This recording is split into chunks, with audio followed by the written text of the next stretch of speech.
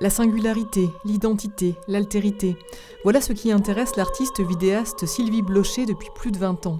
Une partie de son travail, poétique et engagé, se déploie aujourd'hui dans les galeries du MUDAM. Je suis quelqu'un qui me bat beaucoup pour l'imaginaire.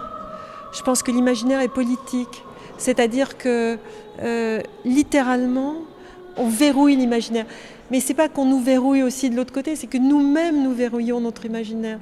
Et dès qu'il y a du lâcher-prise, on se rend compte que les gens ont un imaginaire, que tout se transforme, que tout se met en mouvement, que tout se dit autrement. Et c'est ça que moi je cherche avec désespérément ou joyeusement. Car au-delà de l'exposition monographique qui lui est consacrée, Sylvie Blocher a choisi d'investir le hall monumental des lieux afin de le transformer en studio de cinéma, véritable théâtre du lâcher-prise.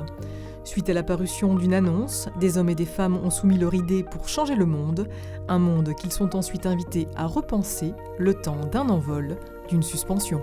Je voulais qu'il y ait un détachement, c'est-à-dire qu'à partir du moment où vos pieds quittent le sol, il y a toujours une sorte de peur, de fragilité, et qui peut aussi se transformer en étonnement ou en extase, ou alors en très grande douleur.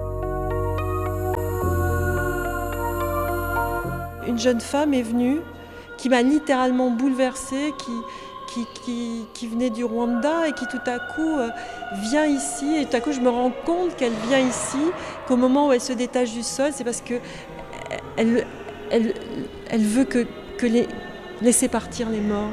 Comme si se détacher du sol permettait de se détacher de sa propre douleur, se sentir plus libre. Ça m'a permis de me donner un challenge et puis de l'apprécier. Et c'était génial d'être en l'air comme ça, d'être suspendu et de s'imaginer au-dessus de son petit monde, au-dessus de la forêt. Et c'était magnifique. On a beaucoup de choses qui disparaissent. Déjà, on n'a pas de résistance par rapport au sol ni quoi que ce soit.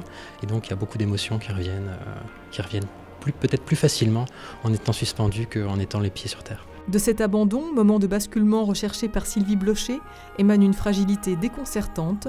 Filmée dans le hall, les images se dévoilent le lendemain en sous-sol. L'œuvre se crée chaque jour sous vos yeux, tandis que les témoignages et réactions des participants constituent parallèlement la matière d'un film co-réalisé par le cinéaste luxembourgeois Donato Rotunno. Ce sont vraiment des poupées russes qui s'imbriquent les unes dans les autres avec plusieurs niveaux de projets. Et c'est ça qui rend complexe et en même temps très très très émouvant ce qui se passe parce qu'il y a transformation permanente. Une mise en abîme que vous pourrez découvrir au mois de mai prochain. En attendant, les envols se poursuivent jusqu'au 30 novembre. Ballet aérien bouleversant d'hommes et de femmes, toutes nationalités confondues, avocats, employés, sans domicile fixe, dont les corps, fragments suspendus, deviennent des œuvres d'art.